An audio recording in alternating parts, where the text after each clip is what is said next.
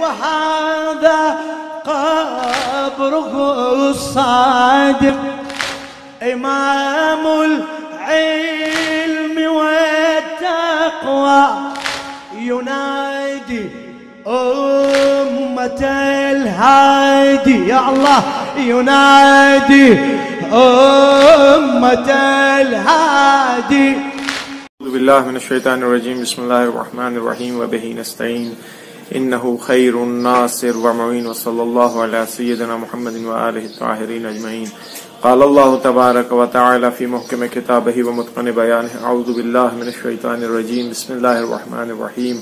وجعلناهم أئمة يهدون بأمرنا وأوحينا إليهم فعل الخيرات وإقام الصلاة وإيتاء الزكاة وكانوا لنا عابدين. عزیزان محترم ناظرین کرام، 25 شوال المکرم امام صادق علیہ السلام رئیس مکتب جعفری فقہ جعفری، یہ وہ نام ہے ہمارے مکتب، ہمارا مسلک، ہمارا مذہب آج اگر پہچانا جا رہا ہے تو اس امام حمام کے نام سے.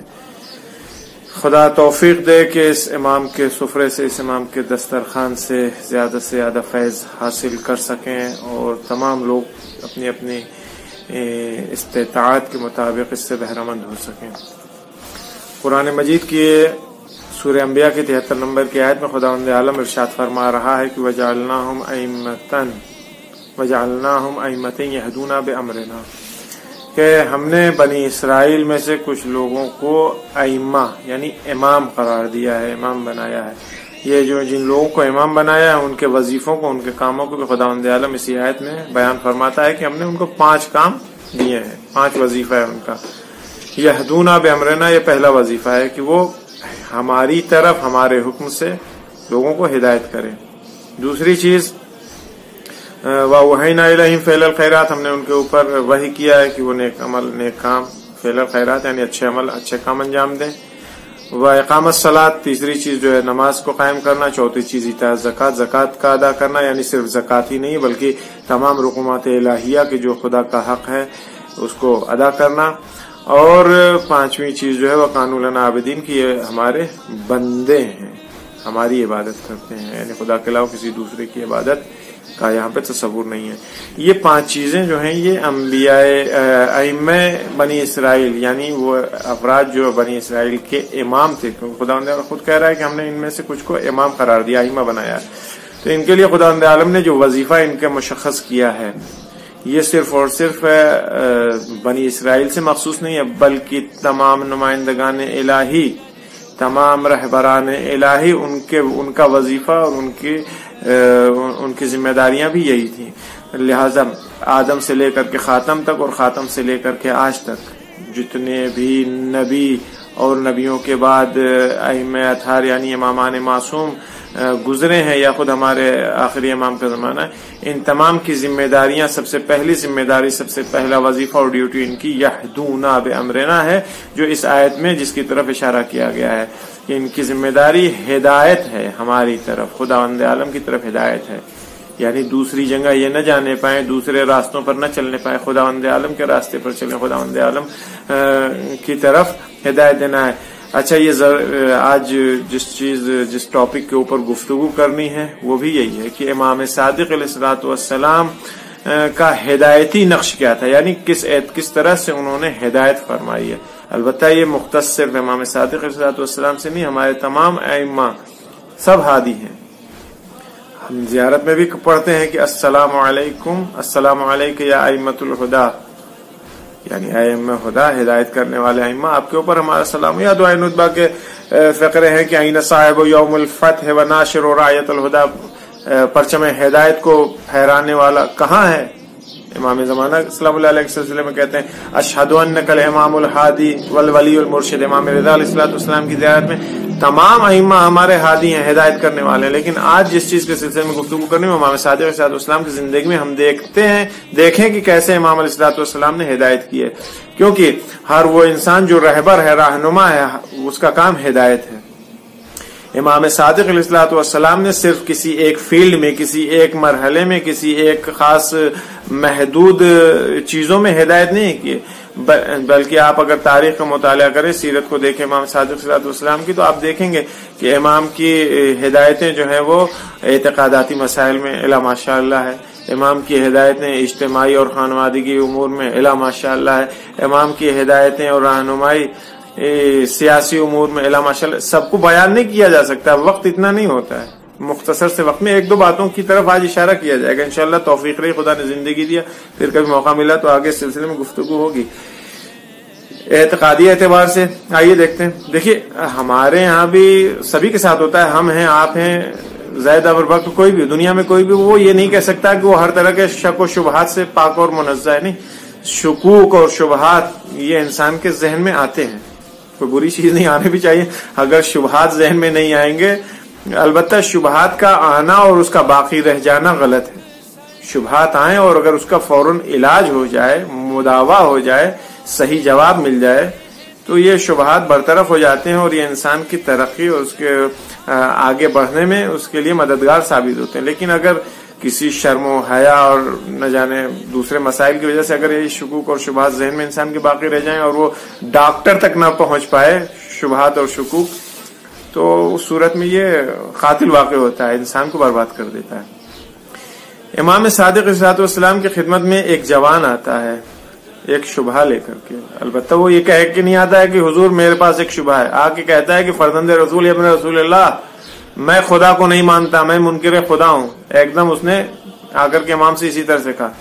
البتہ دیکھیے آج کا زمانہ جو ہے انہیں انٹرنیٹ، سوشل میڈیا، اگرم بگرم، دنیا بھر کی ترقیاتی زمانہ ہے، بہت زیادہ ماڈیفائڈ جسے کہہ لیجیے، تو لہذا شبہات اور نہ جانے شکوک، الٹے سیدھی چیزیں ذہنوں میں آنا، یا لوگوں کی طرف سے، دشمنوں کی طرف سے ایجاد کرنا، یا ہمارے جوانوں کے ذہن آلودہ ہوتے ہیں ان چیزوں سے۔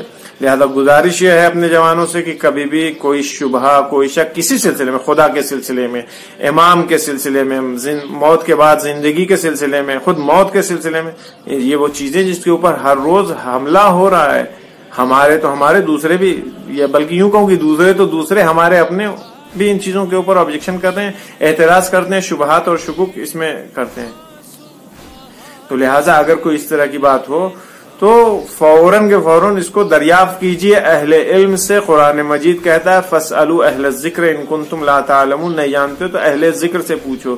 میں کہہ رہا ہوں آپ سے اہل علم سے پوچھئے، کسی مخصوص لباس والے سے نہیں کہ آپ نے لباس میں دیکھ لیا ایک شخص کو خاص کہ ہاں یہ خاص لباس میں ہے تو ہم اس سے جا کے پوچھ لیں، یا مثلا اس کی زبان بہت اچھی ہے، یا یہ بہت اچھا مثلا اوریٹر ہے، بولتا ہے، تو ہم اس سے چل کر کے اپنے سوال کو پوچھ لیں۔ نہیں، ممکن ہے اس کو نہیں معلوم ہو، وہ آپ کو ایسے کنویں میں، ایسے گڈھے میں ڈھکیل دے آپ کے شبہات کے ساتھ کہ آپ پھر کبھی اوپر نکل نہ پائیے۔ لہذا کبھی بھی شک و شبہات ہو، کسی طرح کا کوئی مسئلہ ہو، تو اس کو اس فیلڈ کے ایکسپرٹ سے پوچھیے۔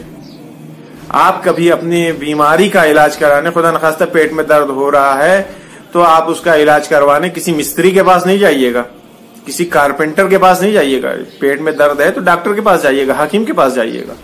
تو لہذا اگر اس طرح کی چیزیں میٹرز ہیں اگر پیش آتی ہیں تو آپ اس میں واقعا جو عالم دین ہوں، علماء دین، علماء حقائق سے مراجعہ کیجیے۔ نہیں ہر اوریٹر، ہر جو آدمی ہمیں خوبصورت لگ جائے، اچھا لگ جائے، اسے جا کر کے پوچھے، ایسا ممکن نہیں۔ تو جوان آتا ہے امام صادق علیہ السلام سے کہتا ہے کہ میں خدا کو نہیں مانتا۔ اگر ہمارے آپ کے سامنے آ کر کے کوئی کہہ دے اس طرح سے میں خدا کو نہیں مانتا، چلیے خدا کو تو چھوڑ دیے، آگے کہہ دے میں فلاں امام کو نہیں مانتا، فلاں امام کی فلاں شخصیت، مثلا امام کی فلاں فضائل کو نہیں مانتا، امام کو تو چھوڑ دیے، فلاں امام کے فلاں فضائل کو میں نہیں مانتا، تو ہم آپ کیا ری ایکشن ہوگا ہمارا، بتائیں آپ۔ کبھی بھی کسی کے سوال کے اوپر، کسی کے اشکالات کے اوپر، کسی کے شک و شبہات کے اوپر ناراض نہیں ہونا چاہیے۔ بہت نرمی سے، بہت محبت اور پیار سے، ٹھنڈے دل سے اس کو سنیے اور اس کا جواب دیجیے۔ اگر نہیں آتا ہے تو دوسرے کی طرف ارجا دیجیے۔ امام صادق علیہ السلام نے اس کا سن لیا، اس کی بات کہا ٹھیک، کہا بیٹا یہ بتاؤ خدا کو کیوں نہیں مانتے ہو؟ کہا تمہاری دلیل کیا، کیوں نہیں مانتے ہو خدا کو؟ تو اس نے کہا کہ میں خدا کو دیکھا ہی نہیں، جب میں نے دیکھا ہی نہیں خدا کو تو میں کیوں مانوں؟ جس چیز کو میں نہیں دیکھتا ہوں اس چیز کو میں نہیں مانتا ہوں، لہذا میں منکر خدا ہوں۔ امام علیہ الصلوۃ والسلام نے کہا کہ ٹھیک، یہ بتاؤ تمہارا عقیدہ آسمان کے اوپر ہے، زمین کے اوپر ہے، چاند کے اوپر ہے، ستاروں کے اوپر ہے، سورج کے اوپر ہے، پیڑ پودوں کے اوپر ہے, درختوں کے اوپر ہے, پہاڑ, ایک ایک چیز امام اس سے پوچھتے جاتے. وہ کہتا ہاں ان تمام چیزوں کے اوپر میرا عقیدہ ہے. زمین کے اوپر میں روز چلتا ہوں, میں دیکھتا ہوں, اس لیے میرا عقیدہ ہے. روز صبح جب گھر سے باہر نکلتا ہوں تو سب سے پہلی چیز جو دیکھتا ہوں وہ سورج دیکھتا ہوں, سورج کے اوپر میرا عقیدہ ہے. رات میں جو چیز مجھے دکھائی دیتی, چاند اور ستارے, میں انہیں روز دیکھتا ہوں, اس لیے میرا ان کے اوپر عقیدہ ہے. درخت مجھے دکھائی دے رہے, پہاڑ مجھے دکھائی, میں یہ ساری وہ چیزیں جنہیں میں نے اپنی آنکھوں سے دیکھا ہے. تو امام نے کہا اچھا یہ بتاؤ, یہ جو چاند, سورج, تارے, زمین, آسمان تم بات کر رہے ہو, دیکھتے ہو, ان کے اوپر عقیدہ ہے, یہ کب سے ہیں, یعنی انہیں یہ کب سے ہیں, یہ کب سے ہیں, کہاں سے آئے ہیں یہ؟ امام نے اس سے ایک معمولی سوال کیا ہے, جس کو کہ ایک دم ٹیکنیکلی سوال تھا اور بہت پیار محبت سے, کہ یہ کب سے ہیں, کہاں سے آئے ہیں, یہ زمین, چاند, ستارے, آسمان کہاں سے ہیں, کیسے آ گئے. اب وہ بڑے چکر میں پڑا جوان کہ اگر میں امام سے کہہ دوں کہ, یعنی جسے کہیے کہ اسلامک اسٹوڈینٹس کی زبان میں اگر کہیے, طلاب علوم دینیہ کی زبان میں کہیے, تو امام نے اس سے پوچھا تھا کہ یہ ساری چیزیں حادث ہیں یا قدیم ہیں, یعنی روز اول سے ایسے ہی ہیں, اپنے آپ ہو گئی تھیں, یا خداوند عالم نے انہیں بنایا ہے, یعنی کوئی بنانے والا ہے اس کا. یہ امام نے اس سے پوچھا کہ حادث ہیں یا قدیم. تو اس نے کہا اگر میں کہہ دوں کہ یہ بنائی ہوئی چیزیں ہیں تو خدا فوراً امام پوچھیں گے کہ تو یہ بتاؤ کس نے بنایا, میں پھنس جاؤں گا, مجبوراً مجھے کہنا پڑے گا خدا نے بنایا. تو اس نے کہا کہ صاحب وہ فرزند رسول, میں کچھ نہیں جانتا, بس یہ جانتا ہوں کہ یہ چیزیں بہت پہلے سے ہیں اور ملینوں سال سے اور بلینوں سال پہلے سے یہ موجود ہیں. چاند بھی ہے, سورج بھی ہے, زمین بھی ہے, آسمان بھی, سب کچھ. تو امام نے فوراً ہی وہیں پہ اس کی چوڑی ذرا سا ٹائٹ کیا. امام نے کہا خوب, ابھی مگر تم نے یہ نہیں کہا تھا کہ جس چیز کو تم نہیں دیکھتے ہو اس چیز کو نہیں مانتے, جس چیز کو دیکھتے ہو صرف اسی کو مانتے ہو. کہاں؟ تو کہا یہ بتاؤ تم ملین سال پہلے, بلین سال پہلے تم موجود تھے جب چاند, ستارے, آسمان, زمین یہ ساری چیزیں بن رہی تھیں, بنانے والا بنا رہا تھا, تو تم نے دیکھا تھا کہ انہیں مانتے ہو؟ پھنس گیا تھا, کوئی جواب ہی نہیں بچتا تھا. فوراً امام کے ہاتھوں کے اوپر اسلام لے کر کے آیا, شہادتین اس نے جاری کیا, اقرار وحدانیت خداوند عالم کے اقرار کیا اس نے, رسول اللہ کی رسالت کی گواہی دیا اس نے. یہ اعتقادی اعتبار سے ہے. امام کیسے رہنمائی کرے, کیسے ہدایت کرے, ڈنڈا لے کے نہیں اس کے پیچھے لگ گیا, ڈانٹا نہیں, اس کو پھٹکارا نہیں کہ تم مولد ہے, کافر ہے, ہٹ میرے پاس سے, بھاگ یہاں سے.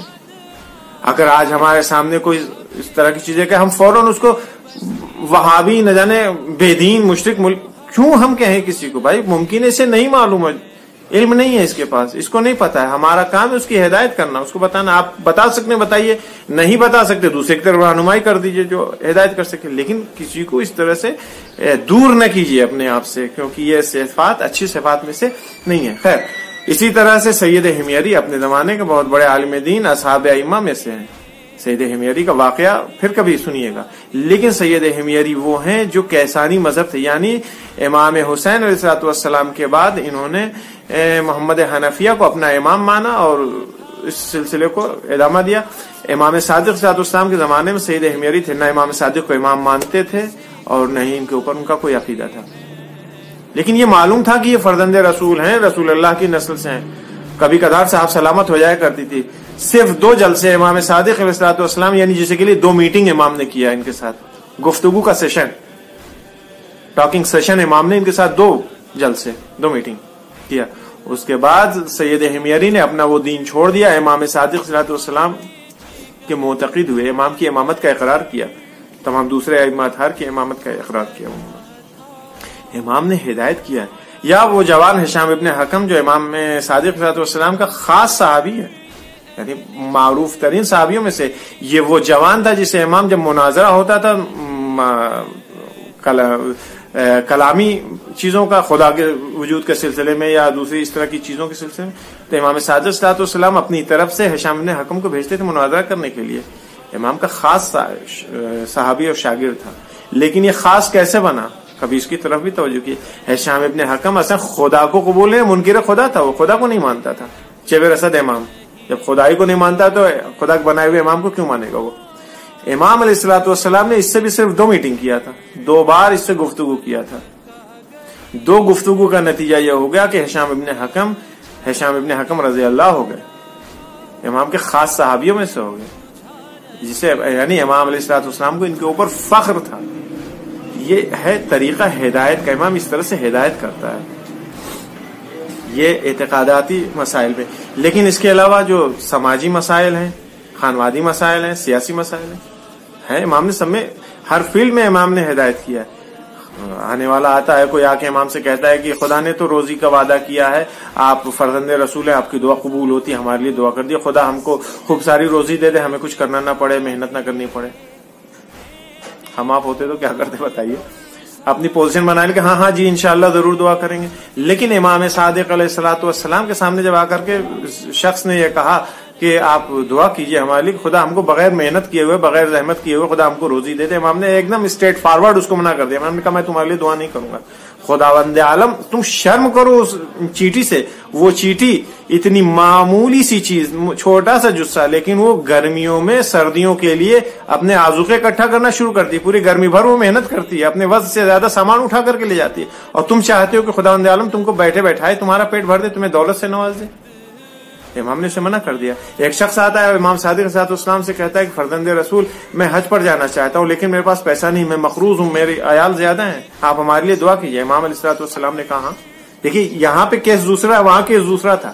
عیال وار ہیں، مقروض ہیں، امام سے دعا کے لیے کہا. امام علیہ السلام نے کہا ٹھیک ہے میں دعا کروں گا، لیکن اس کے ساتھ ساتھ تمہارے لیے ضروری ہے، لازم ہے کہ تم محنت کرو، زحمت کرو، کوشش کرو، تلاش کرو. جتنی زیادہ لیس للانسان الا ما سعى، انسان کو اتنا ہی ملتا ہے جتنی وہ کوشش کرتا ہے. تم جتنی زیادہ محنت کرو گے اتنا زیادہ تمہارے روزی میں اضافہ ہوگا. ہاں دعا اپنی طرف سے ہے، میں دعا ضرور کروں گا، تم بھی دعا کرو. امام علیہ السلام نے ایک نسخہ بتایا جو ہمارے آپ کے سبھی کام آئے گا. امام علیہ السلام نے فرمایا کہ ہر نماز کے بعد اس جملے کو، اس دعا کو پڑھا کرو، اللہم صلی علی محمد وآل محمد واقض عنی دین الدنیا ودین الآخرہ. دین دنیا سے مراد یہ دنیاوی قرض ہے جس کے لیے اس نے کہا تھا کہ امام آپ دعا کیجیے کہ خدا ہماری مدد کرے، ہمارا قرض اتر جائے تاکہ میں حج کر سکوں. ودین الآخرہ جو ہے، یہ دین آخرت کو امام نے بتایا کہ یہ حج ہے، اس سے مراد آخرت کا قرض جو ہے وہ حج ہے. یعنی اس دعا کو پڑھو، خدا تعالیٰ تمہارے قرض بھی اتار دے گا، تمہیں حج بھی نصیب کرے گا. اس طرح سے امام نے کیا. ایک چیز اور، آخری چیز آج کے سلسلے میں، ہمارے معاشرے میں بہت بیماری ہے. بیماری کیا کہہ لیں، اسے تو فخریہ سمجھا جاتا ہے. آج کل کے زمانے میں کوئی چیز بیماری نہیں ہوتی ہے. بیماری کو اگر بیمار کو بیمار کہتے تو مارنے کے لیے دوڑ پڑتا ہے. البتہ یہ اخلاقیات ہے. امام نے اخلاقی اعتبار سے کیسے ہدایت کیا. ہمارے یہاں اس چیز کو برا نہیں سمجھا جاتا ہے. ہم کہیں بیٹھے ہوئے تھے، کسی زید کے پاس بیٹھے تھے، بکر کی بات ہو رہی تھی. آ کر کے بکر سے ہم نے پھر شکوہ لگانا شروع کر دیا. لکڑی جسے کہیے، لکڑی لگانا، نہ جانے آگ لگانا، چغلی کرنا، جو بھی آپ کہہ لیجیے، اسے سخن چینی، ادھر کی بات ادھر کرنا. امام صادق علیہ السلام کے زمانے کی بات ہے، خود حضرت کی زندگی موجود ہے کہ ایک شخص، امام بیٹھے ہوئے تھے، ایک شخص آتا ہے امام کے پاس، آ کر کے کہتا ہے فرزند رسول میں ابھی آپ کے چچیرے بھائیوں کے پاس تھا، وہاں گیا تھا، وہ آپ کے سلسلے میں بڑی برائیاں کر رہے تھے، بہت بری بری باتیں آپ کو کہہ رہے تھے. ہمارے آپ کے سامنے کوئی آیا، آ کر کے اگر کوئی کہے کہ وہ آپ کے فلاں رشتہ دار یا آپ کے چچیرے بھائی یا آپ کے فلاں عزیز آپ کو اس طرح سے کہہ رہے تھے، ہم کیا کریں گے؟ فوراً آمدنا سے ڈکنا. کوا کان لے گیا، کوے کے پیچھے بھاگنا شروع کر دیں گے. کان ٹٹول کے ہم نہیں دیکھیں گے کہ ہمارا کان ہے یا نہیں ہے ہمارے پاس، کوے کے پیچھے بھاگیں گے.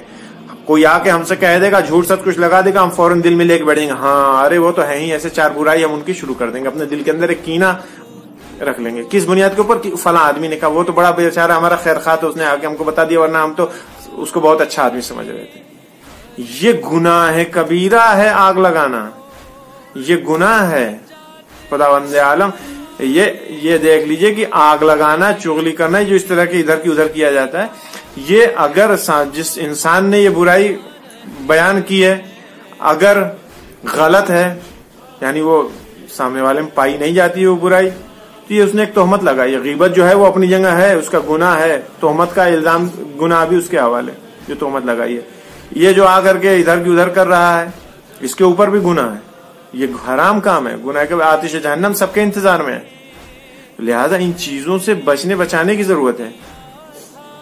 ان چیزوں کو مذاق اور ہنسی تفریح میں نہیں لے کہ بہت آسانی سے ہاں ہم گزر جاتے ہیں، ہر چیز کی توجیہ ہمارے پاس ہوتی ہے. نہیں، امام صادق علیہ السلام سے آ کر کے کہا اس شخص نے، امام فوراً اپنی جگہ سے اٹھتے ہیں، وضو کیا امام نے، وضو کرنے کے بعد 2 رکعت نماز پڑھی. یہ بڑا خوش ہوا کہ ہاں امام نماز پڑھ رہے ہیں، بد دعا کریں گے اس کے لیے ہاتھ اٹھا کے. جیسے امام نے ہاتھ اٹھایا، یہ خوش ہوا کہ اب امام بد دعا کریں گے اس کے لیے، لیکن امام نے ہاتھوں کو اٹھایا، کہا میرے اللہ جس شخص نے جس عزیز نے ہماری برائی کیا ہے، ہماری غیبت کیا ہے، ہمیں برا بھلا کہا، اللہ میں اسے معاف کرتا ہوں، میرے مالک تیرا کرم تیری رحمت مجھ سے کہیں زیادہ ہے، اللہ تو اپنے رحم و کرم سے اس کی مغفرت فرما، اس کو معاف کر دے۔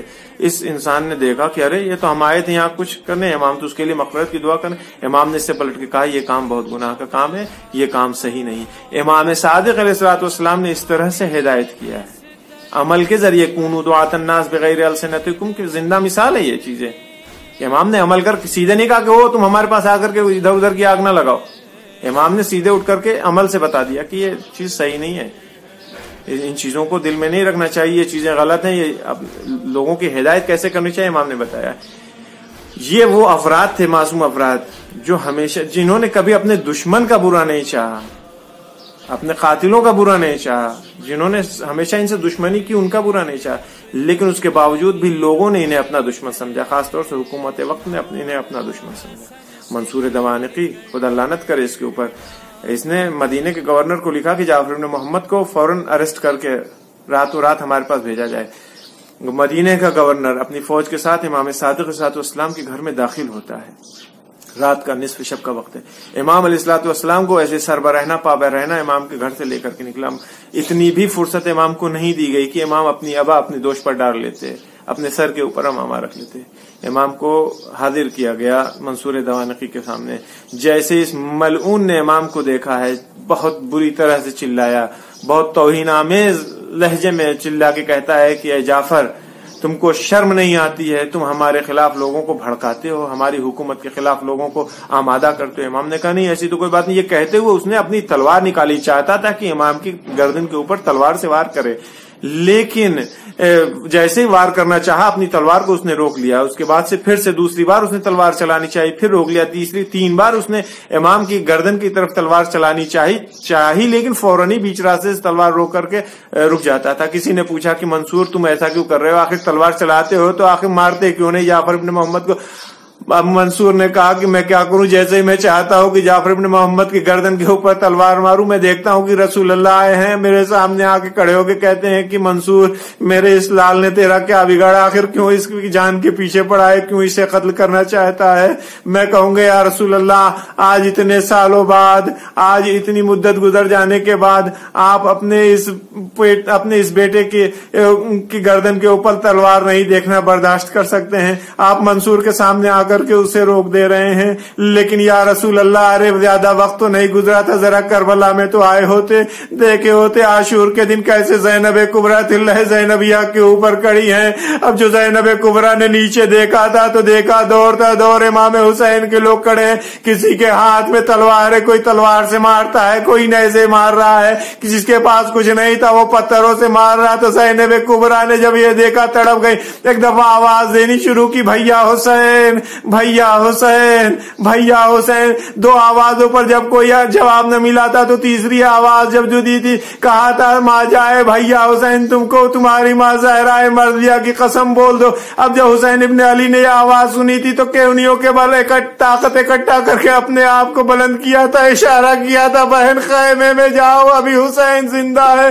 زینب کبریٰ پیچھے مڑی خیمے کی طرف چلی، جیسے ہی خیمے میں آئی ایک دفعہ زمین کربلا کو زلزلے کے جھٹکے لگے، سرخ و سیاہ آندیاں چلی، قد قتل الحسین بکربلا الا قد ذبح الحسین بکربلا، حسین ابن علی قتل کر دیے گئے۔ وَسَيَعْلَمُ الَّذِينَ ظَلَمُوا أَيَّ مُنقَلِبٍ يَنقَلِبُونَ إِنَّا لِلَّهِ وَإِنَّا إِلَيْهِ رَاجِعُونَ۔ پروردگار تجھے قسم امام صادق علیہ السلام کی، ہم تمام لوگ مختصر سی عبادت کو قبول فرما۔ اے میرے اللہ امام صادق علیہ السلام کے صدقے میں ہم تمام لوگ اس وبا بیماری سے محفوظ رکھ۔ وہ افراد جو ہمارے درمیان موجود تھے، بہت سارے مومنین اس بیچ دنیا سے چلے گئے، اللہ ان تمام لوگوں کی مغفرت فرما، ان کے درجات بلند فرما۔ السلام علیکم ورحمۃ اللہ۔ وهذا قبره الصادق إمام العلم والتقوى، ينادي أمة الهادي، يا الله ينادي أمة الهادي